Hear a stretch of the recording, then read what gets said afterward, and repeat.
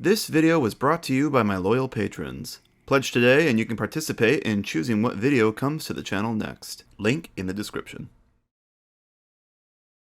As I was working on my big Thomas and the Magic Railroad review video, I dived deep into the production side of the movie. I went through pretty much everything. The behind the scenes documentaries, I watched the whole original work print, I read the entire 1999 script, both versions, read some of the old SIF interviews with the cast members, even read some of the god-dang book adaptations. As much as I wanted to put every microbe of information into that review, I came to the realization that I couldn't fit everything in. If they weren't relevant to the points I was talking about, then I decided that I just couldn't use them. I knew I had to do something with all this information though, so while I was making that review, I had an idea. Have you all ever heard of an annotated book?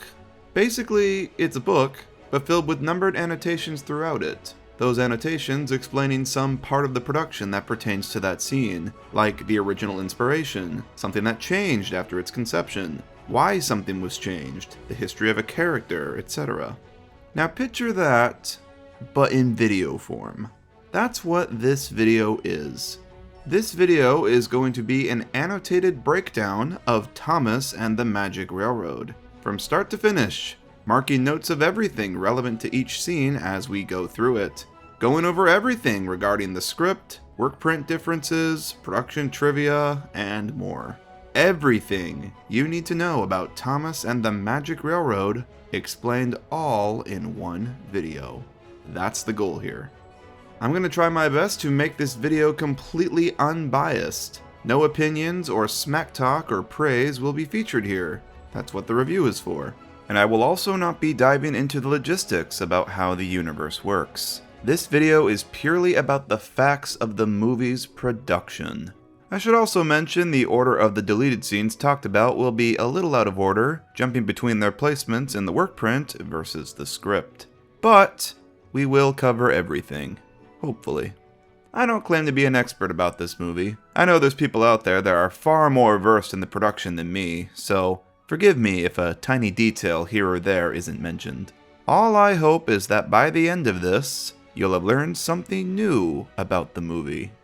So without further ado, let's dive in and break down this thing.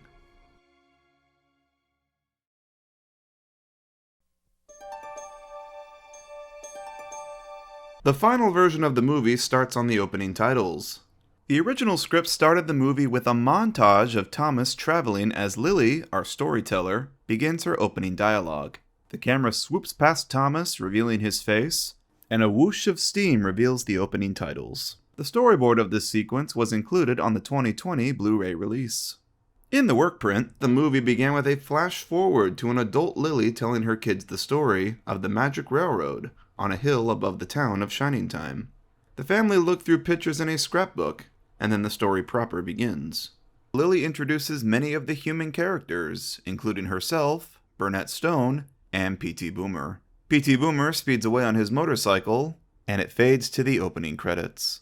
Funnily enough, the final version of the intro has more in common with the original scripts, showing us a little montage introducing Thomas. However, here it happens after the credits. Barry London is credited. He is the man responsible for the movie happening. When he was vice chairman of Paramount Pictures, he approached Thomas and Friends series creator, Brett Allcroft, to write a Thomas movie script in 1996. He later stepped down from Paramount, which shelved the film. But he later became the chairman of Destination Films, and he approached Brett again in 1998. The movie was greenlit, and Destination Films financially backed the film, with Brett Allcroft directing.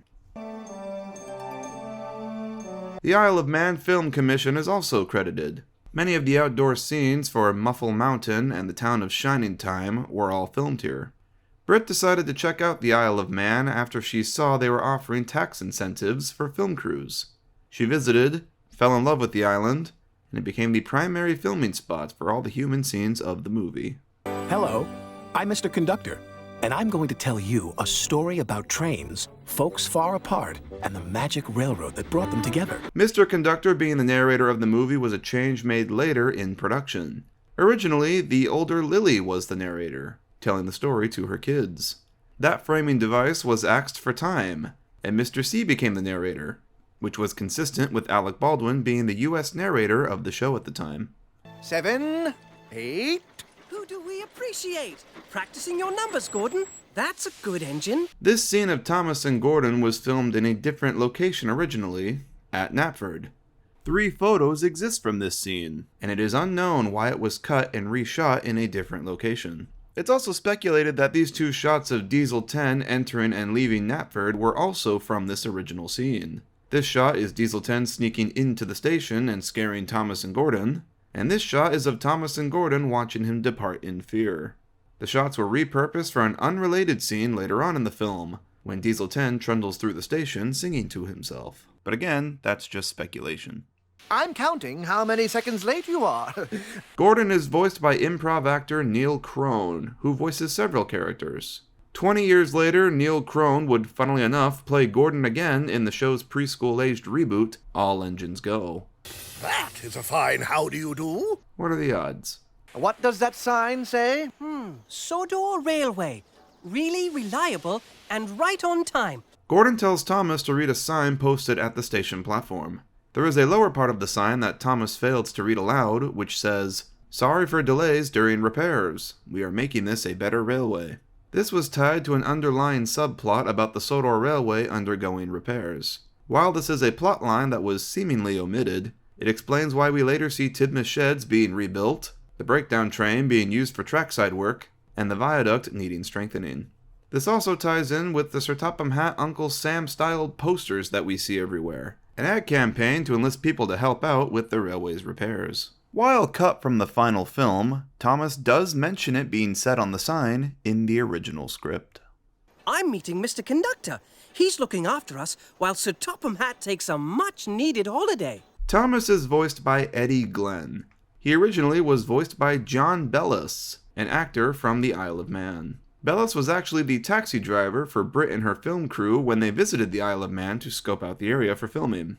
Britt was taken aback by his voice, and exclaimed that she had found the voice of Thomas. She offered him the role, and he took it. Bellis was ecstatic about the role, saying it was going to be his big break into show business. He was flown out to Toronto to record his lines, but test audiences didn't like him, saying he sounded too old. Sadly, Bellis was shelved, and Thomas was recast. Bellis was gutted by this, but also stated in an interview that it hadn't put him off, and he was hopeful something else would come along. Get out of my way! I have unfinished business here! Some of the dialogue here was changed from the script. After Diesel 10 flies by, Gordon exclaims, The Diesel 10's back! Originally, he said, What was that? and this led to Thomas explaining who he is. I'll explain this more in a bit, but Diesel 10's history was changed later on in the movie's production. In the final version, Diesel 10's appearance is a return to Sodor. As he's now notoriously been there before, it's only natural that Gordon should know who he is. In the original script, Diesel 10 startled Gordon so badly that Gordon shot forward and left his coaches at the platform. This was cut before filming began. 10 out of 10 for devious deeds and brutal strength. Diesel 10's name, Diesel 10, comes from him being the 10th diesel engine introduced in the TV series, following 1, Diesel, 2, Daisy, 3, Boko, 4, Mavis, 5, Rusty, 6, D261, 7, Derek, 8, Ari, and 9, Bert. Not the most creative name in the world, but hey, that's why. Up and over Muffle Mountain and hidden deep in a valley is my hometown, Shining Time. Shining Time Station was the show that vesseled Thomas and Friends to the United States in 1989. It was a half-hour variety show on PBS that featured a main segment with human characters that worked a train station called Shining Time. A little magical man called Mr. Conductor lived in the station, and would tell kids stories about Thomas and his friends on Sodor. Every time he'd tell a story, it would cut to a Thomas episode. The Thomas episodes featured would usually have a moral relevant to the greater plot of the Shining Time episode. Despite being a show exclusively known by the North American audience, Director Brett Allcroft opted to make it imperative to this film and connect it to the world of Sodor. If you'd like to know more, check out my review. There appears a sign. The exterior shots of Shining Time Station were filmed at Castletown Railway Station on the Isle of Man. The station is actually a stone building. Its exteriors were covered in wood paneling for the film, and a fake doorway was added in the middle open section. The railway the station services is the Isle of Man Railway, and it is narrow gauge. This is your shining time. The Shining Time song was originally sung by female singer Maren Ord. However, after the change to Mr. Conductor being the narrator, executives suggested the song be changed to a male singer, as the audience would have just heard a male, Mr. Conductor, speaking.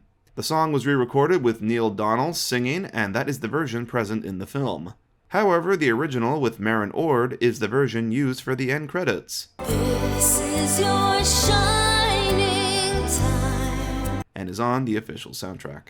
Place you'll find. I hate to burst everyone's bubble, but this juggler is not Mike Stacklasa from Red Letter Media, contrary to popular belief. Here is a shot of Mike from 2003, 4 years after this scene would have been filmed, and he is very clearly much younger than the juggler actor.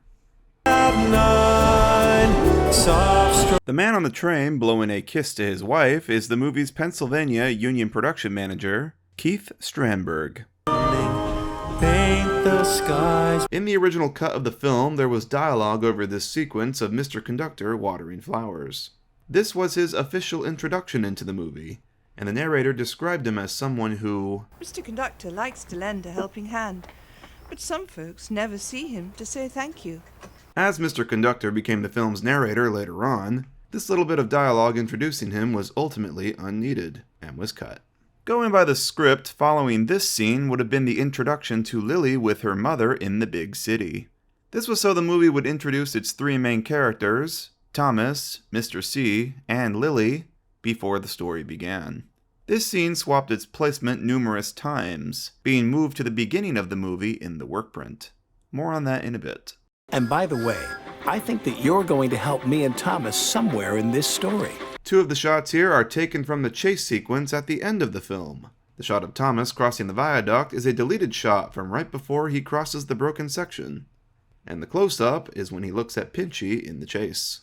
Sandal fly, boot fly, shoe fly, that's it. In the script, there was some dialogue from the narrator introducing James into the story, in which he is described as, if he could play in a band, I'm sure he'd be a great drummer. You weren't concentrating, Thomas. Lucky for you that the buffers were there. James is voiced by Susan Roman. Originally, he, along with Percy, were voiced by the show's UK narrator, Michael Angelis. Angelis was flown out to Toronto with John Bellis and others to record his lines. My wheels were feeling worn out with work, so Sir Topham Hatt told me to think about all the ways I can be a really useful engine. Similarly to Bellis, test audiences didn't like him, and James and Percy were later recast. Help you? You'll always need help.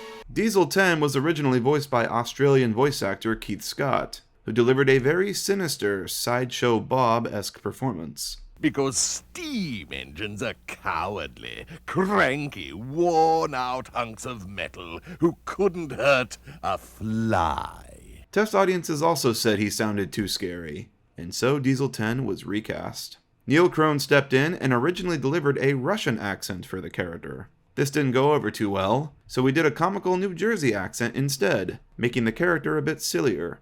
This panned out well, and it was the voice that he ended up with. No recordings of the Russian voice have ever surfaced online. I've come back to find a lost steam engine. What? I'm gonna destroy her and dominate you! Diesel 10 was also originally not the main villain of the film. P.T. Boomer was, but I'll talk more about him in a bit. Diesel 10 was a secondary villain, and his plan was originally much different. Sir Topham Hatt actually brought Diesel 10 to Sodor to help out on the railway during its repairs. But little did he know that Diesel 10 had other plans. He was going to get rid of steam engines by making their lives miserable, by bullying them, laying sneezing powder outside the yard, and destroying all the railway's buffers so the engines would crash instead of bumping into them, which of course would have led into him discovering the magic buffers to the portal and the lost engine. Diesel 10 originally had no idea about the lost engine, as the original script proves here. There is no mention of his plan to find her. Whether or not this version of Diesel 10's plan ever made it to screen in any regard is unknown. We do know that it was changed prior to the work print. I've come back to dominate you and to destroy her. When I'm done with my plan, she'll be nothing but useless scrap. Then, of course, PT got deleted, and so Diesel 10's plan was permanently changed. Now, Diesel 10 came back to Sodor specifically while Topham was away to find the lost engine and destroy her. Right, Pinchy? Diesel 10's pet name for his claw, Pinchy, was never in the script. That was all improv'd by Neil Crone, following him and fellow voice actor Kevin Frank being asked to add some comedy to the movie's script. Britt thought it was so funny, she allowed it. We won't let you. Neither will Mr. Conductor. I'm off to fetch him now. In the original script, as Thomas sets off to collect Mr. Conductor, he has some dialogue to himself thinking about the other engines. He describes Henry as one of the grandest engines he knows, and then it cut to some footage of Henry departing the docks with a heavy train. Cranky the Crane is featured. Thomas then thinks about Toby, describing him as one of the bravest engines he knows. It then cuts to footage of Toby crossing a rickety old bridge with a raging river beneath it. This may be a callback to the Season 3 episode Toby's Tightrope. Interestingly, an episode in the season after the movie, called Toby Had a Little Lamb, also features a scene of Toby crossing a rickety old bridge. And lastly, Thomas thinks of Percy, describing him as little but big in bravery too. Then cutting to a scene of Percy and Toby at the smelters. The two discuss Sir Topham Hatt taking a holiday. Splatter and Dodge, who are introduced here, overhear them, and decide to relay this information to Diesel 10. All of this, of course, is not present in the work print or the final version of the film.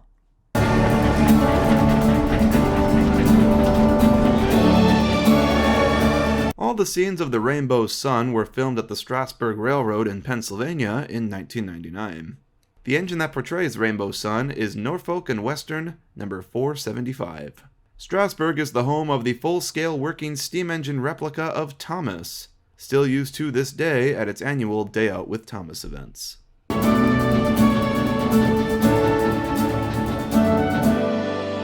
This seems like a good spot to talk about P.T. Boomer. P.T. Boomer, played by the late Doug Lennox, was the movie's main villain originally. While Diesel 10 was secondary, and only wanted to make life difficult for the steam engines, P.T. was the one whose plan was to seek out the lost engine and sell her parts for scrap metal. P.T. Boomer was ultimately deleted from the final film after test audiences found him too scary for a Thomas film, not to mention his plotline only made the movie messy. While more about the character is revealed later on in the film, he is introduced here in the sequence of Billy Two Feathers driving the Rainbow Sun. P.T. tries to cut the engine off at the crossing with his motorcycle, forcing Billy to throw the engine's brakes on. After that ordeal, Billy walks over to Patch at the Shining Time sign and looks back to see if P.T. is around. This shot of Billy looking back to P.T. is left in the final film. Patch questions, "Is something wrong with Rainbow Sun, Mr. Two Feathers? I heard your brakes go on." This is cut from the final film, of course, cutting to a close-up of Mutt before Patch and Billy begin speaking. Interestingly, this is the only mention of the Rainbow Sun's name in the film. It's mysteries that make this land so... magical? Billy Two Feathers is portrayed by the late Russell Means. Most of, if not all, of Billy's dialogue was ADR'd, aka dubbed over later. According to Britt Allcroft, executives were unhappy with Russell Means' performance, complaining that he mumbled too much and was hard to understand. Russell Means' character, that was just shocking. To have his scenes cut down because, as an executive noted, who shall be nameless, couldn't understand a ... word he was saying. Many of Billy's scenes were removed or cut short, not to mention the scenes of him interacting with P.T. also being cut. So most of the scenes that feature him in the final film are dubbed over. I hope your visit goes well, Mr. C. I hope your visit goes well, Mr. C. I better be off to Muffle Mountain. I promised Mr. Stone that I'd clean out his yard today. Patch is played by Cody McMains. According to character notes for the movie's script, the character was originally intended to be Irish. Many of Patch's scenes were cut from the film, as they were attached to P.T. Boomer. But he doesn't frighten my horse either. Which means I don't think he's a bad man. I think he's just sad. In the original cut, after Patch leaves on his horse, we got a deleted scene of Billy walking over to the station where he is confronted by P.T. Boomer. It is here P.T.'s motives are revealed, and Billy reveals P.T. has quite a history with Shining Time. You left this valley a long time ago. You nearly caused an accident. Now I'm back. He refuses to tell P.T. where Burnett Stone is, and an angry P.T. hits the hanging flower pot, the same one from earlier that we saw Mr. Conductor move to avoid being hit by a woman's head. Billy picks up the broken flowers and takes them into the station. This man with the dreads here is the movie's key grip, Richard Emerson, or simply Rico for short. Hello, Shining Time Station Manager Stacy Jones speaking. Station Master Stacy Jones is portrayed by Dee Dee Khan, who also portrayed her in the original Shining Time Station show. She is the only returning cast member from the series. The two other returning characters, Mr. Conductor and Billy Two Feathers, are played by different actors, Alec Baldwin and Russell Means respectively. They were previously played by George Carlin and Tom Jackson. Weirdly, the fourth main character from the show, Schemer, played by Brian O'Connor, does not appear in the movie whatsoever, nor is mentioned. I found this child's drawing in an old locker in the Lost and Found. When Stacy shows Billy the drawing from the old locker, Billy can be seen holding the flowers that P.T. knocked down. In a deleted scene after they discuss the drawing, Billy tells Stacy the flowers need water. Stacy questions why they're broken, and Billy tells her it's because P.T. is back in town. In the final film, Billy is pretty much holding flowers for no explained reason, and the scene cuts after he says, And he loved railroading, too. The entrance to Burnett's workshop is the ruins of an old building at an abandoned quarry on Dalby Mountain on the Isle of Man. The arches that form the top of the tunnels you see here were built by the film crew that were placed on top of the ruins. I didn't know that in Muffle Mountain... The mountain that Burnett lives at the base of is called Muffle Mountain, and according to the script, it is called this because it muffles the sound of trains from the other side.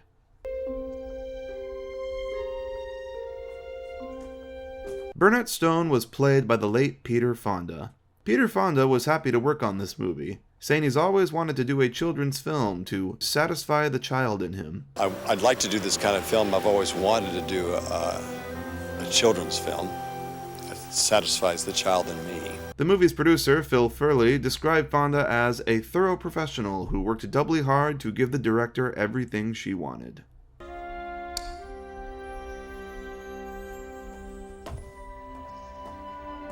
We are introduced to the Lost Engine Lady in this scene. Lady is a freelance design 040 tank engine, though other designs were considered. Model supervisor David Eves originally wanted Lady to be based on a Great Western 3031 class, a Dean single. Brett Allcroft rejected this, wanting Lady to be a small engine. Concept art depicts her as a 222, resembling a preserved ancient well tank locomotive called Gazelle. In the end, they went with a totally original design for her, making her the first engine of the series to not be based on anything in real life. Could I help you, Mr. Stone? Sure. You can help me dust her off. This scene of Burnett and Patch in the workshop was meant to take place way later in the film, right after the campfire scene with Mr. C and Lily, and it being the grand third act reveal of Lady the Lost Engine. The scene was brought forward likely so Burnett could give the audience some needed exposition on Lady's history. This engine's name is Lady. Why is she locked up? She isn't. She's safe from harm. The dialogue here was heavily altered in post. It was filmed with Burnett telling Patch about how P.T. stole and crashed Lady in an accident a long time ago. And jealous because Lily's grandma left me. So he took revenge. He found Lady and threatened to destroy her if I didn't let him drive her. Of course, P.T. was cut, so the dialogue had to be changed to be about Diesel 10 instead. Note how when Burnett says an evil diesel, the shot is on Patch. Long ago, I made a mistake as Lady's caretaker. An evil diesel found Lady and threatened to destroy her. To hide the fact there is no footage of Burnett saying it. If you listen closely, you can tell what lines were recorded later and which were filmed. He chased her, used up all her coal. This scene was split in two in the final film, with the second chunk appearing much later in the whole scene's original placement. All right, listen, you two. I got a job for you, Spludge. Actually, it's a Splatter. and Dodge. So Diesel 10's hench Diesels, Splatter, and Dodge are introduced in this scene, who are voiced by Neil Crone and Kevin Frank, respectively. Splatter and Dodge's props are repaints of the characters Ari and Bert, who were introduced in the season before the movie. Splatter and Dodge's paint was applied directly on top of theirs, and in some high-quality photos, you can clearly see the outlines of Ari and Bert's wasp stripes underneath. After the movie finished, the two were repainted back into Ari and Bert for their appearance in the 6th season and onwards. I'll get him, too, with Pinchy. This scene was also meant to be the introduction of Pinchy, Diesel 10's claw, in the script. The original concept art depicted Diesel 10 with a claw that could retract and be hidden inside of his roof. This concept is kept in the book adaptation Diesel 10 Means Trouble. Pinchy erupts from under his roof and immediately falls down and smacks him on the head. Splatter and Dodge are amused by this. This, of course, wasn't possible to create on the model, so they opted to have Pinchy lay on top of Diesel 10 instead. It breaks typical British loading gauge, sure, but at least it looks cool. I've come back to find a steam engine. Oh, that's easy. Yeah, they're everywhere. The dialogue between the three Diesels is heavily altered from the original script. Originally, Diesel 10 said, "While Fat Hat is away, the cats, that's us, will play. We're going to make life a misery for those steaming heaps of trash on wheels." This is not present in the work print or the final version of the film, but it did make its way into the book adaptation, Diesel 10 Means Trouble. Diesel 10 Means Trouble seems to have taken a lot of its dialogue and ideas straight from the original script of the movie. This scene also originally took place much later in the film, appearing just after Thomas collects Mr. Conductor. In the original script, Thomas and Mr. C pass the Diesels as they're meeting, and Thomas warns Mr. C to be careful of them, even mentioning that Diesel 10 carved his sculpture on the rock face himself. Well, hello, Mr. Conductor. Oh, hello, Billy.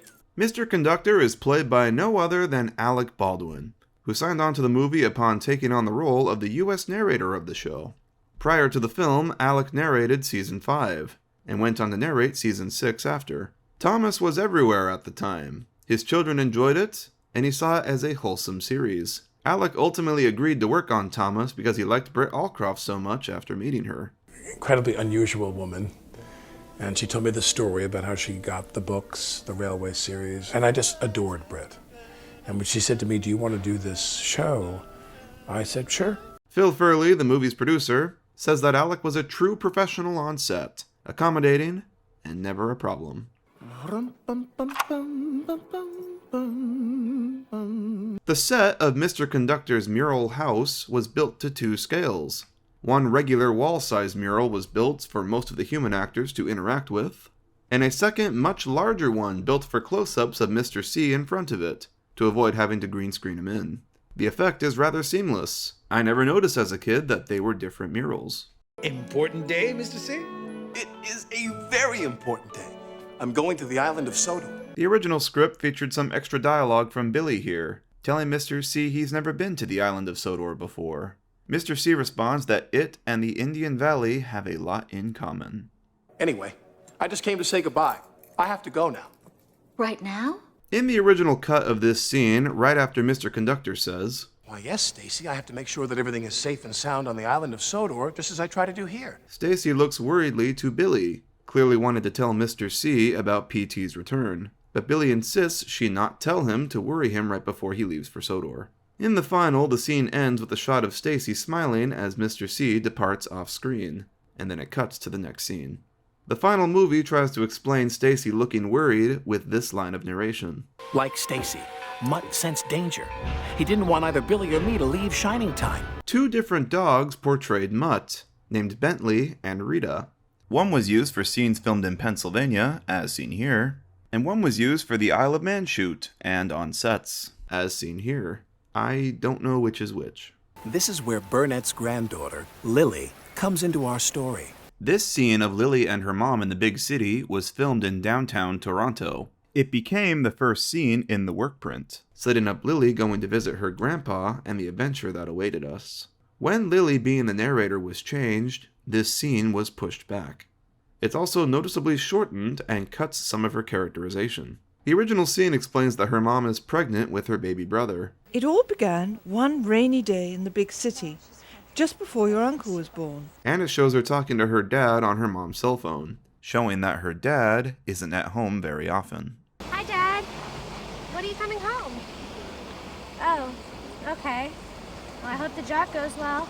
According to the original script, Lily's father is of Hispanic descent. The script also says that the reason Lily is going to see Burnett is because her mother does not want her alone at home while she's giving birth to her next child. The original script also featured some dialogue between Lily and her mother here. Lily shows her mother the photo of her grandparents, and Lily's mother explains the man in the background is P.T. Boomer. This likely wasn't filmed, as it was cut from the script's next draft. I'm making him a friendship bracelet. Honey, that's beautiful. This friendship bracelet that Lily mentions is followed up on differently in each cut of the film. In a deleted scene, Lily gives it to Burnett at his house after they finish dinner, but the scene was cut for time. In the final cut, it is given to Burnett in his truck in an 80-yard conversation between the two. This is a friendship bracelet. Grandma taught me how to make one when I was little. This one's for you. Thank you, Lily. Lily is played by Mara Wilson, the child star of Matilda. Wilson agreed to the role after reading the script and having a visceral reaction to it. She describes the film as being one of the funnest she ever worked on due to the atmosphere of the set, and getting to visit Toronto and the Isle of Man for it. However, it was also the last movie she ever worked on. Due to personal issues in her life, she retired from acting following this film and found a career in writing instead. Far away on Sodor, the steam engines were confident. This is an alternate angle shot of Thomas steaming into the sunset from the very end of the movie. Wobbly wheels, puffy pistons. This scene originally featured some characterization for Thomas that is slightly downplayed in the film. James complains about Thomas collecting Mr. Conductor. You shouldn't have collected Mr. Conductor.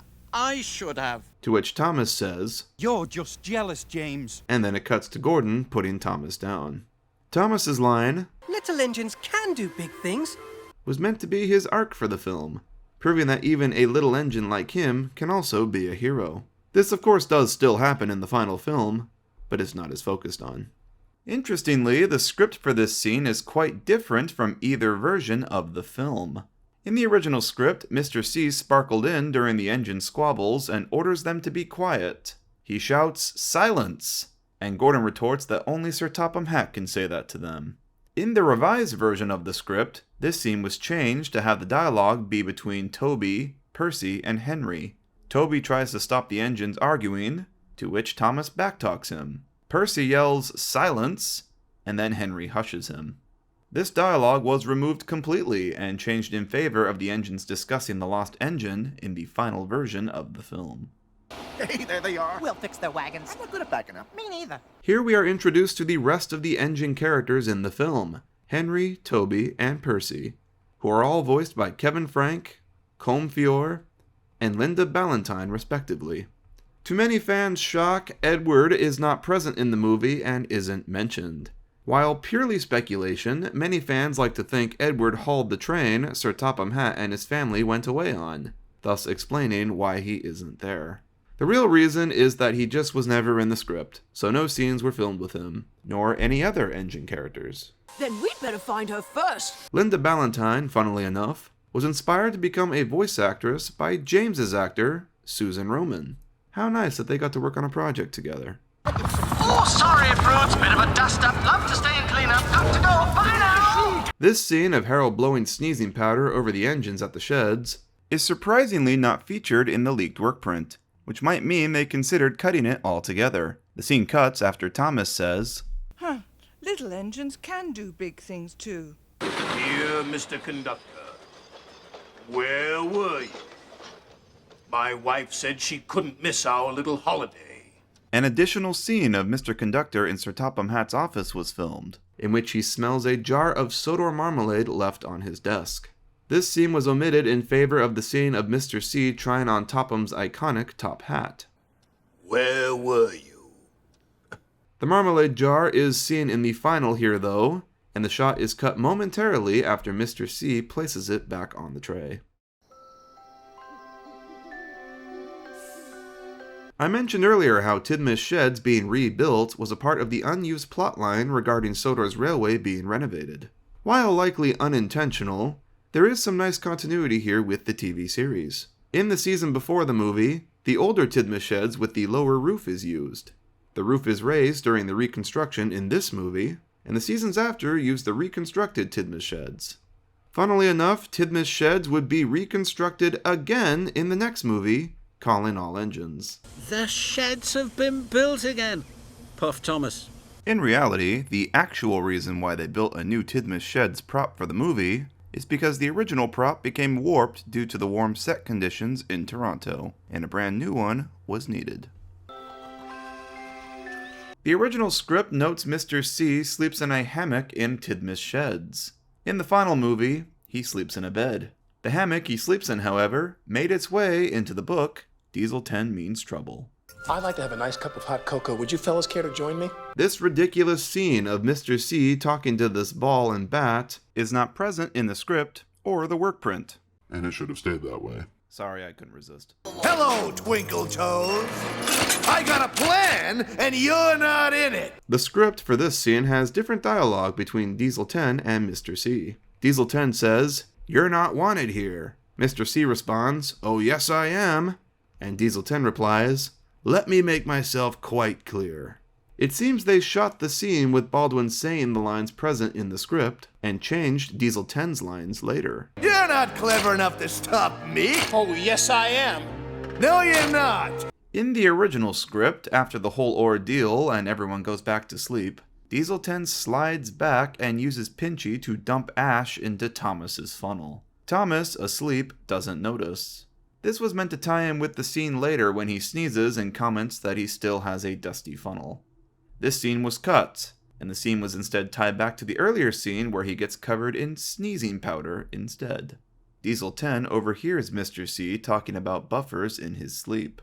This is kept in the main book adaptation. Following this was another deleted scene, an extended version of the scene of Burnett admiring the painting of Lady, playing with the wooden train on his desk, and dipping his finger in a glass of gold dust he has in his workshop. The original intention of this scene was to intersplice flashbacks and moments from Burnett's childhood with the present, complete with voiceover from the previous Mr. Conductor. Whether or not this is supposed to be George Carlin talking is unclear. Parts of this scene were repurposed in the final film, which appear just before Lily's introduction in the big city. Burnett leaves his workshop and walks down to his house. Burnett arrives at his house to find P.T. Boomer there, ready to confront him. Aren't you surprised to see me? Not really. The script depicts it, but the scene does not appear in the final film or the work print. The big city station scene was filmed at the main Amtrak station in Harrisburg, Pennsylvania, on September 12, 1999. Norfolk and Western number 475 was brought here from the Strasburg Railroad, along with a rake of Strasburg's coaches for filming. That's how the moon must feel. Lily's journey to Shining Time featured several pieces of characterization that were cut from the final film, including this scene of her looking at this photo of young Burnett, Tasha, and P.T., complaining to herself that she doesn't want a baby brother, and her admiring Patch on his horse in a field the train passes. What happened? Where's the windmill? This random location that Mr. Conductor climbs to is called Rainbow Ridge, as name-dropped in the original script. I'll be rich, Burnett. In the original cut, following this scene, was one of P.T. digging his way into Burnett's workshop. Patch notices him from afar, That's the stranger. I better tell Billy. and races away to warn Billy about him. This scene, of course, was cut. Smile, you steamers. It's a sunny day. Rum-rum. In this scene, the dialogue in the final is very different from the work print and the script. All three versions are different, so what I'm going to do here is show all three versions back to back. Here's the dialogue as per the script. So what are we going to do now, little Thomas? Mr. Conductor's fallen off the wagon and it's all your fault. Diesel's going to destroy me! We need help! Who's going to give it to us? We'll help each other. That's what Sir Topham Hatt would want. Pity he went away in the first place. Achoo! Oh no! Now Thomas is getting ill! Oh no! Be quiet, James. Actually, I'm very well, thank you, James. And now I have to find Mr. Conductor again before Diesel does. The original dialogue explains why James is wearing his worried expression. I also find it interesting that Henry has no lines.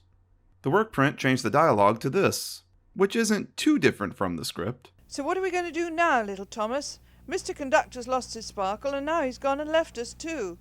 Diesel will destroy me. I need help. Who's going to give it to me? I think we're all in danger. And maybe the lost engine can save us. Really? Then the lost engine must be even bigger than me. Oh no, now Thomas is getting ill. I've still got a dusty funnel, that's all. Now I'm going to look for Mr. Conductor.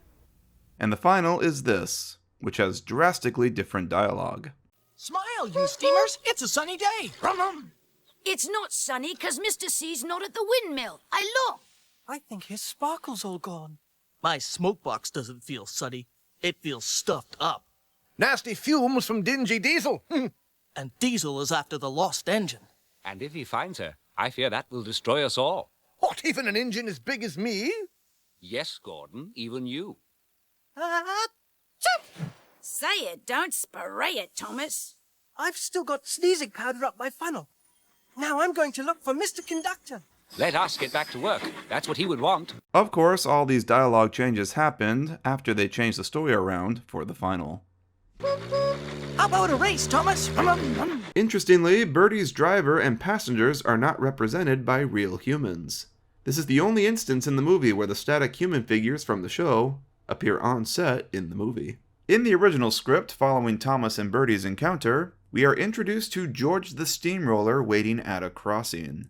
George angrily tells Thomas to slow down, and then goes on his way grumbling that railways are no good. Thomas yells back to him, "You know you like us, really." George's role in the film was completely cut in the next draft of the script, and no scenes were filmed with him. Beach. Beach, that's it! That's it! Mr. C having the idea to call Junior occurred very differently in the original script. In the movie, he has the idea after eating vegetables a sentient rabbit leaves for him. In the script, he has a conversation with Thomas, and in mid-sentence remembers Junior. This scene was also cut by the script's next draft. After this scene, in the original script, we have the infamous roller rink scene.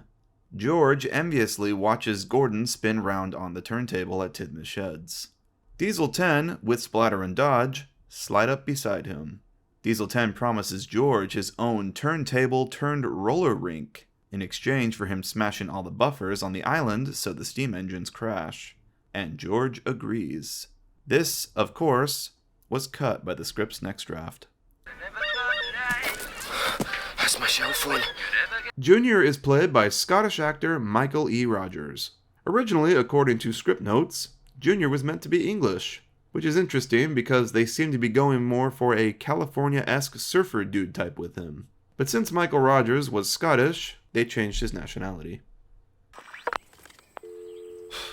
I want my money back. Following Mr. C and Junior's conversation on the phone is a deleted scene, where Junior takes one last look at the beach sun before going on his adventure.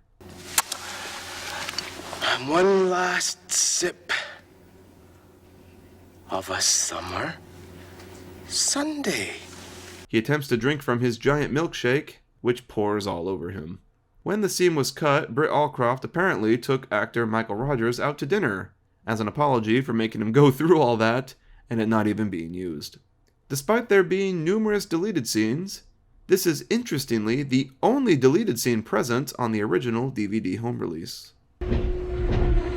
Shining time? What does that mean? Lily does not arrive at Muffle Mountain and gets off at Shining Time instead. A deleted scene of Burnett phoning Stacy asking her if Lily is there was filmed, which of course led to Stacy approaching Lily in the station. The scene does not appear in the final film or the work print, and according to Britt Allcroft, it was cut for time. She was rather upset it wasn't used, as it showed Burnett actually cared for his granddaughter. Without it, he comes off as rather cold to her in the film. Another scene occurs here in the original script of George smashing buffers. Diesel 10, Splatter and Dodge watch him. George worries he might hurt someone, and it's clear he's beginning to regret helping them. Oh, Billy. Here's your map. In a deleted scene, Stacy returns Billy's map to him after dropping it in his earlier scene with PT. She warns him to keep it close so PT doesn't get a hold of it. In the original cut, this leads into Patch riding in on his horse and alerting Billy he saw Boomer on the mountain. He then questions the mysterious abandoned rails in the meadow. Mr. Two Feathers, why are there two lines in the middle of this meadow? Which is followed up on later when Thomas runs along them into the Magic Railroad. You must have gotten on the wrong train. I better take you back to Muffle Mountain. Thank you. Following Lily meeting Stacy is another deleted scene, where Lily meets Billy, and Billy explains to her that Mutt is his dog. She tells the two that Junior is back, and Billy comments how it's been a long time since Junior's come around to visit them. Stacy and Lily leave to go meet Burnett, and as they walk out, Stacy explains what a shining time is to Lily. What does shining time mean? Oh, it's an old railroad expression. Shining time. It's when the train starts and the wheels spin. It's the beginning of a journey. This scene does not appear in the final cut or the work print. That, engine. She's in that mountain, isn't she? In another deleted scene, P.T. Boomer confronts Burnett at his truck at this intersection. He tries to get Burnett to tell him where the lost engine is, but he doesn't oblige. Stacy, with Lily, drive up and Lily questions who that man is, to which Stacy says, A man who doesn't like beauty. P.T. drives off in anger, and Stacy brings Lily to Burnett. In the final film, this all still happens, but the confrontation with P.T. is removed. P.T. on his motorcycle is reworked via ADR to just be some man that Burnett gives directions to. Turn right here. You can't miss it. Funnily enough, this isn't Doug Lennox on the motorcycle here. It's the film's production manager, Noella Nesdali, wearing P.T.'s clothing. Stacy. You said I wish. I wish? Oh, yes. I wish you'd come back and see us tomorrow at Shining Time. Stacy's real intention with her I wish line is, as far as I could find, never followed up on in the film, the work print, or the script. Hey, Grandpa, I saw this really cool guy down at the station. He was really little and kind of golden. After Stacy leaves Lily with Burnett, they both share some dialogue in a deleted scene, in which Lily excitedly tells him about meeting Junior at the station. Can you believe that? I used to believe that. Now I only believe what I can see. Following this scene in the original cut are several deleted scenes cut from the final film. Next is one of P.T. Boomer on an excavator, digging into the mountain to find Burnett's workshop. And after that is the rather awkward dinner scene between Lily and Burnett. In this scene, Burnett reveals why he lives on the other side of Muffle Mountain. How come you don't live in the valley? I don't like trains. And Lily gives him the friendship bracelet she made earlier. Then, while Lily is in the kitchen, Burnett looks at a photo of his deceased wife, Tasha, and then it cuts to a flashback of the young couple dancing together. Composer Hummy Man talked about how he composed a whole song for this sequence, titled Some Things Never Leave You. The whole scene was cut for time, but the song still appears in the film in the background on Burnett's radio in this scene.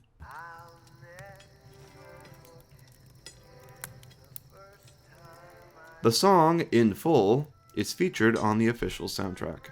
Following this scene would have been another deleted scene, this one of Stacy and Billy looking at the photo of young Burnett, Tasha, and P.T. on Shining Time Station's platform.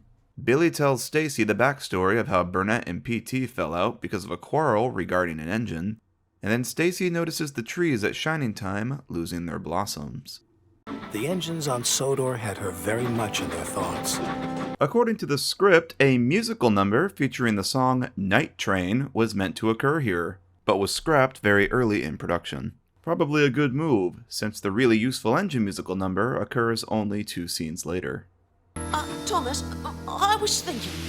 The conversation between Thomas and Percy at Knapford happens differently in both cuts. In the original cut, Percy races in and apologizes for being late, owing it to something being wrong with the points. I'm sorry I'm late, Thomas, but there was something wrong with the track switches, and I went the long way around. Thomas then brings up Mr. Conductor's gold dust and the Magic Railroad. Percy, I've always thought that gold dust is all Mr. Conductor needs to travel here. But maybe he's really supposed to travel on the Lost Engine. And the two conclude he must travel to Sodor on a secret railway. According to the script, this shot of Percy traveling over the points was him being sent down the wrong line due to the faulty switches. In the final, Percy is not late, and he is the one who brings up gold dust and the Magic Railroad. I was thinking, how does Mr. Conductor travel here? By gold dust. But if there's a lost engine, maybe there's a lost railway too. This was also originally the scene that Diesel 10 found out about the lost engine and the Magic Railroad, in which his whole plan changes, and he calls for a meeting with Splatter and Dodge at the smelters in the next scene. According to the script, he tells them to find all the buffers on Sodor and smash them. This dialogue is also present in the main book adaptation, and Diesel 10 means trouble. Oh, smash him! Smash him!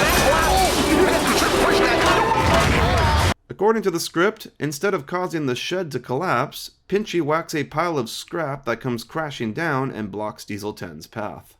This original version of the scene appears in, you guessed it, Diesel 10 means trouble.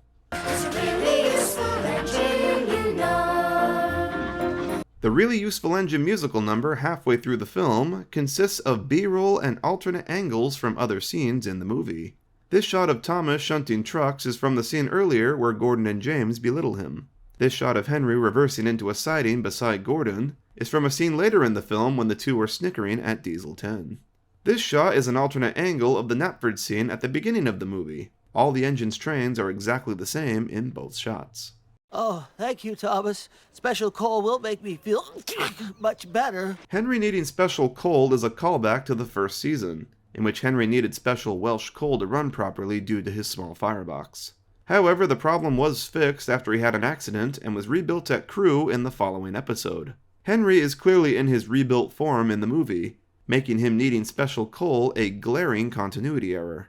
Henry needing special coal is something the show would incorrectly refer to after the movie, being the focus of episodes such as It's Good to Be Gordon and Henry's Happy Coal. This continuity issue would finally be addressed and put to rest in the 2013 movie King of the Railway, in this passing line of dialogue. Don't tell me he needs special coal again. No, Gordon. That was fixed years ago. In the original script, this scene occurs right before the Really Useful Engine musical number, instead of right after. Hello, Percy. Oh, Thomas, I've been worried about you. Bertie says you lost a coal truck today. This conversation between Thomas and Percy happens much later in the original cut, shortly before Thomas finds Junior and Lily. The viaduct scene in this movie is nicknamed the Big Dipper, as per the original script. The prop itself was repurposed in the Jack in the Pack spin-off series, as a smaller bridge the much larger Gauge 3 scale pack props pass under. Here, in the episode Jack Owns Up, we see the Gauge 3 Thomas prop passing under it, giving us a much greater idea of just how much larger these props are, compared to the regular Gauge 1 ones. A special effect is added here when Mr. C cuts one of Pinchy's hydraulic cables. As shown in the work print, he cuts the cable and oil spills out of the tube. In the final, they replace the oil with a water gushing effect added on top of it. The oil splat and oil dripping from the pliers can still be seen. This must be the clue to unlock the source of the gold dust. Mr. C finding the clue to the source of the gold dust at the windmill was a change from the script.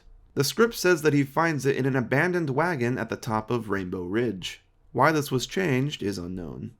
So boss... how come you let Twinkle Toes escape? Yeah. This scene of the three diesels does not appear in the work print. However, it does appear in the script, but the context is different. In this scene originally, Diesel 10 was outlining his plan again for the three diesels. In the final cut, the context was changed to Splatter and Dodge being upset at Diesel 10 for letting Mr. C escape. Both scenes end with Pinchy hitting the coal hopper and causing coal to spill out. However, this scene of Splatter and Dodge being upset with Diesel 10 does appear in the original script and the revised script, each in different locations. Yeah, it gets confusing. In the original script, this scene takes place at the docks. Henry's trucks are being loaded by Cranky, and Thomas and Percy are nearby. Splatter and Dodge are there and confront Diesel 10 about letting Mr. C escape. Diesel 10 lies and said he did it on purpose. Cranky accidentally misfires and his crate lands on Splatter and Dodge, covering them in smashed fruits and vegetables. Diesel 10 thinks it's funny, and then he quickly recomposes himself. He says, "Playtime's over, Splodge," and the three go away. Thomas and Percy then discuss the buffers, which of course is changed to a different location entirely in the final film. In the next draft of the script, this scene is changed again. Henry, Gordon, and James are all busy with their work. James is shunting trucks of oil drums. Splatter and Dodge confront Diesel 10 about Mr. C. Diesel 10 says his "next lesson, how to stop being stupid" line, and then he rolls forward not paying attention and crashes into James's trucks, getting oil all over his face. From what I understand, the revised script from August 1999 is what they filmed to. It seems this shot of Gordon and Henry are from this scene, and they spliced it together with the coal hopper scene to create one big meshed scene. This would explain why Henry has somehow teleported beside Dodge here. If they did actually film this full scene, no shots or photos of Diesel 10 crashed into the oil trucks have ever surfaced online. Grandma loved to dance to that, didn't she? Mm-hmm. Yes. Here's another deleted scene where Lily tries to pick Burnett's brain about her grandma. Burnett lies to her and says he can't remember. Lily gets angry with him and runs off, which leads into the next scene of her meeting Patch.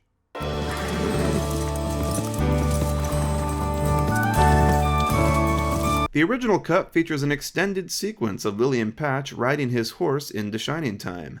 In this scene, the two discuss how they've both heard Lady's whistle in the valley. Grandpa says the trains don't go up that mountain. But what, Lily? I'm sure I heard one last night. So it's not just me. The scene is massively cut down for time in the final. Following this is another deleted scene of Lily and Patch arriving at Shining Time and being greeted by Billy. P.T. is also there, buying explosives from an unnamed man. Billy tells Lily and Patch to go while he handles P.T. They argue, and then P.T. rides off on his motorcycle. This scene does not appear in the work print, but the footage of P.T. buying explosives and drying off on his motorcycle were recycled for the intro in it.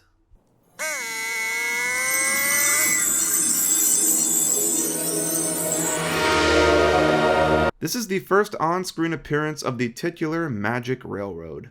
The Magic Railroad in these scenes is portrayed using several matte paintings layered on top of each other, and the humans are green screened in. CGI is used to enhance the lighting. Inspiration for the overgrown look of the dying railway came from a location known as the Green Tunnel, or the Tunnel of Love, a stretch of railway track closely surrounded by trees and greenery in western Ukraine. Come on, Lily. I'm very at home on trains. For the scenes in which humans travel on Thomas, a giant life-size version of Thomas's cab was built. It seems that two versions were built, one fully painted, and one that was fully green to green screen humans into shot. The green screen one could have been a test that didn't go over well, as it doesn't seem to have been used in the final, but there's not a lot of information about it online.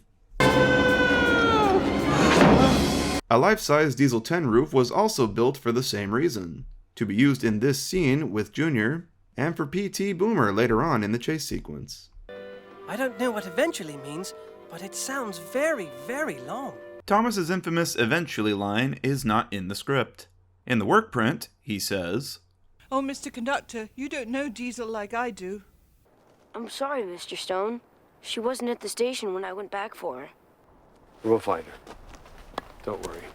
Another deleted scene occurs after Patch tells Burnett that Lily is missing. In the original cut, after he relays the information, P.T. appears and offers Patch money to tell him where the entrance of Burnett's workshop is. Forget it, Boomer! You'll never catch us! Directly after this is another deleted scene of Diesel 10 speeding through the night with Junior aboard him. Apparently, Junior hung on to Diesel 10 for dear life for an entire night. And following that is another deleted scene. of Patch running into Shining Time and telling Stacy and Billy that PT knows where Burnett's workshop is. He says he can't find Lily, and Stacy says she suspects Lily went back to the island of Sodor with Junior. I am brave. I am brave. Percy's dialogue here is different in all three versions of the movie. In the script, he has a little monologue trying to pep himself up.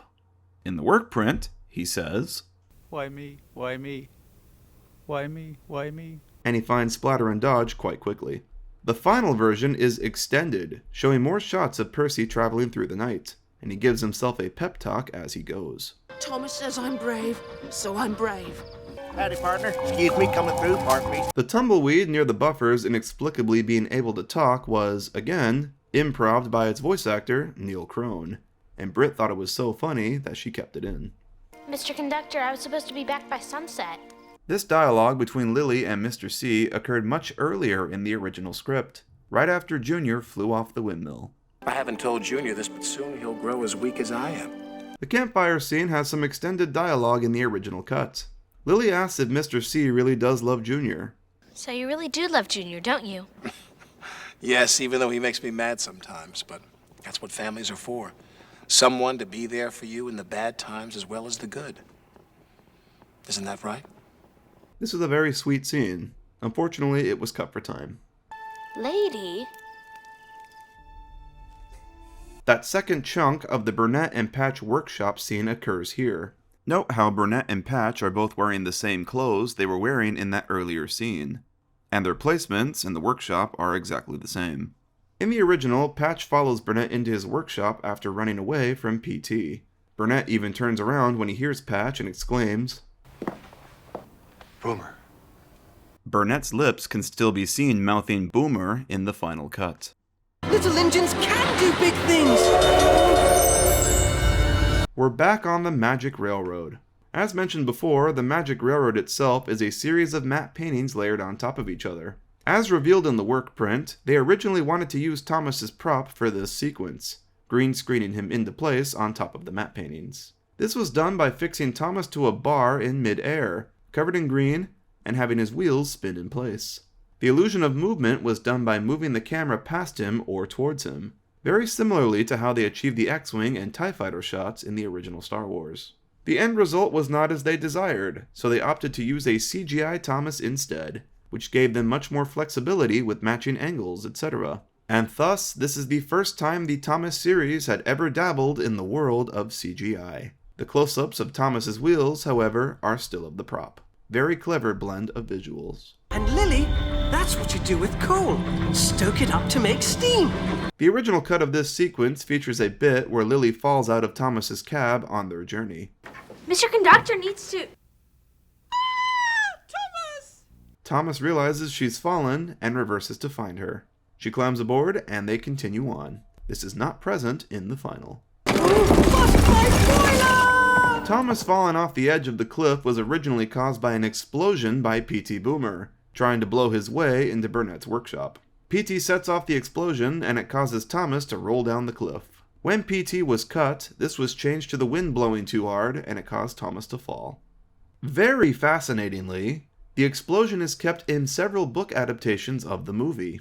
In the main book adaptation, the picture depicts an explosion causing Thomas to fall. However, the text does not mention PT Boomer. In a coloring book, PT is in fact mentioned and shown being blown away by the blast.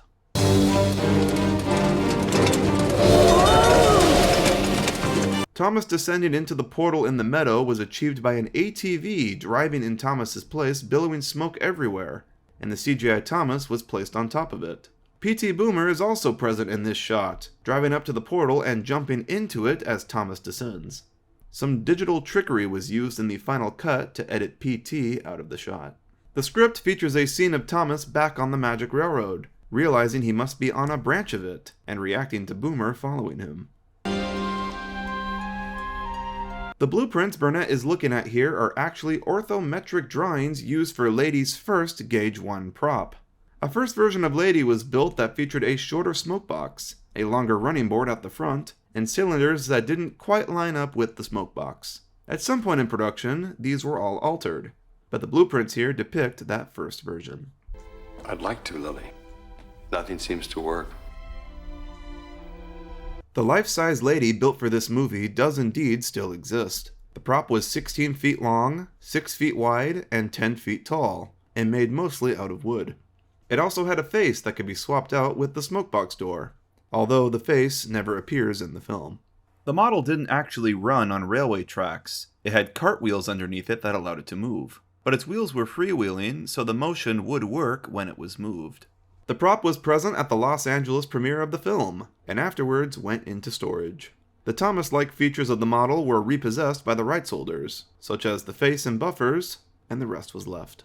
The man who transported the lady to Los Angeles ended up keeping it after it was moved out of storage, and he repainted it into Christmas colors to set up in front of his house at Christmas time with lights on it. In 2017, he listed Lady for sale, and she was purchased by the Restore the Magic organization. She was transported to Florida in 2019, and since 2020, no information on the model's condition or whereabouts have been shared.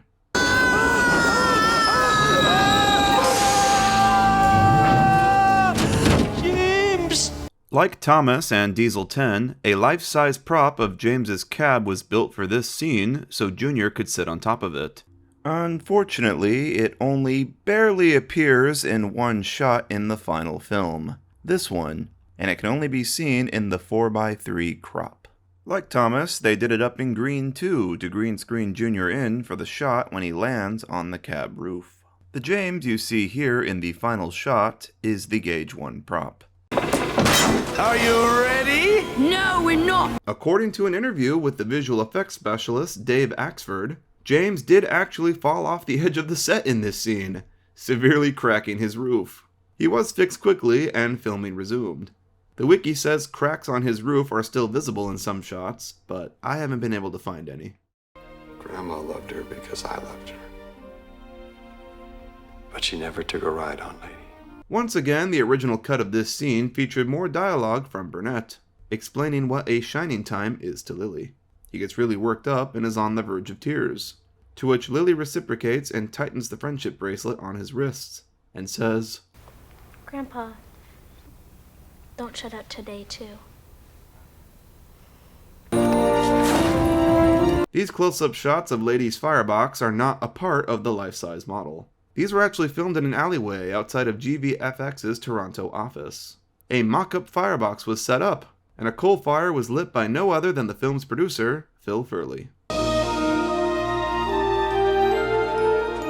Just like the shots of Thomas on the Magic Railroad, originally Lady was filmed on a green screen to be composited in. The end result wasn't great, so they decided to use a CGI Lady instead. A physical Lady in the form of the life-size one does still appear in this shot, and in all the close-ups of the humans. Reference photos of Lady's prop from circa 2004 show her with the green screen block still attached to her chassis, meaning these green screen shots were likely the last ones filmed from the model shoot. And finally we see Lady's face. Lady's face went through several design changes. The first design looked like this. Looks kind of like a moon emoji. The second looked like this, with more pronounced eyelashes on the edges of the eyes. A shocked version of this design was also sculpted. Clearly these were not liked, and we ended up with this third rendition that has much larger eyes. So, Burnett, you didn't forget about magic. It's safe inside you. Lady is voiced by the movie's director, Britt Allcroft. Originally, Lady was never intended to speak, and would communicate with others telepathically and with her whistle. She has no lines in the script. This was later changed to help smooth over cuts made to the film, and Britt provided the voice. The Magic Railroad is an interdimensional railroad that connects all railways around the world via hidden portals. As per production notes for the movie, inspiration for it came from the renowned ley lines, which is a network of theoretical energy lines across the globe linking landmarks. Basically this, but everything is connected by interdimensional straight train tracks. In the concept art, the Magic Railroad appears to be in the sky, with tracks made up of clouds. This of course changed over time, to a railway line made up of golden rails through a fantastical, colorful countryside. The portal effect to the Magic Railroad was achieved by having two versions of the same shot filmed, one with buffers in place, and another with the buffers removed, and the rails continuing on into a black hole behind them. Both shots were then meshed together, and the black is removed to give the illusion the engines continue through the buffers. This can be seen in a photo of this scene, where the black hole beyond the buffers is fully visible. The rainbow portal effect is a digital effect added in post-production. Stop, Grandpa. Stop, lady. According to the storyboards, this scene of the gang meeting up near the buffers was meant to take place at a building with a well attached to it. This prop was indeed built, and appears earlier in the film near the buffers in the scene where Splatter and Dodge find them. Reference photos of the building exist. For whatever reason, this was changed to the meetup occurring at this countryside, rock-faced location. In the original cut, when Thomas joins up with the others on Sodor, Lily has additional dialogue apologizing to him for leaving him behind. Oh, Thomas, I'm so sorry I had to leave you behind. Splodge! Come and destroy! No, you do it yourself. We don't like you. Yeah, we mean that. Emphatically. Yeah. Splatter and Dodge betraying Diesel 10 did not occur in the script. In the original script, the two are demeaning George as he continues to smash buffers. George, unbeknownst about to smash the magic buffers, finally resists and tells Splatter and Dodge to do it themselves. Splatter and Dodge oblige, roll forward, and bump into each other, landing onto the road. Moments later, Lady emerges from the buffers. In the next draft of the script, George is cut, and Splatter and Dodge are still at the buffers when Lady and Thomas pass through them back onto Sodor. They watch what happens in disbelief, and then decide that they must destroy the buffers. They both roll forward, clumsily crash into each other, and derail. This, of course, was changed to them simply betraying Diesel 10 prior to filming. Run, lady! Quickly! And I'm going to help you! And here we come to the famous chase scene. Quite a few differences between the original cut and the final for this. I'll keep it brief though. In 2015, a full clip of the chase scene from the finalized original cut surfaced online. The clip included P.T. Boomer, finalized visual effects, and all the original voice work, albeit hard to hear under temp music plastered on top. It is believed this is a clip from the finalized version of the movie that was screened to the test audiences. While we have a full work print, most of, if not all of the deleted scenes, and the original script, this clip is the only material from that finalized original cut of the movie to surface online. In the original, P.T. Boomer flies out of the portal and lands on Diesel 10's roof. His first line that he shouts at Burnett is, Now I'll get you, Burnett Stone! and Burnett responds with, No, you won't, Boomer. Because the magic you refuse to believe in will get the better of you. P.T.'s line is repurposed for Diesel 10 in the final. Now I'll get you, Burnett Stone! No, you won't. Because the magic you refuse to believe in will get the better of you. P.T. Boomer was removed from the chase scene, so any shots where he has been digitally added onto Diesel 10's roof do not appear. However, he can still be seen on Diesel 10's roof in various wide shots, due to a physical minifigure of PT being placed on him. Very interestingly, according to the script, Thomas intentionally passed over the viaduct to make it collapse and stop Diesel 10. This is omitted in the movie, and instead Thomas jumps the gap epically, not really intending to make it collapse. The collapse of the viaduct was achieved by having a fishing wire attached to a spring pivot inside it, and when released, allowed the broken tumbling sections to fall.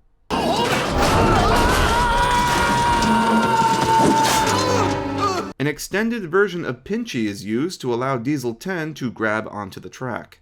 You might notice how the claw stretches out way farther here than it has in any other scene in the film prior. The chase and the sequence of Diesel 10 falling off the viaduct are movie producer Phil Furley's favorite scene from the movie. It is, quote, a sequence that still entertains me. Oh well, nice time of the year for a cruise. The original script featured a much darker end for Diesel 10 and PT.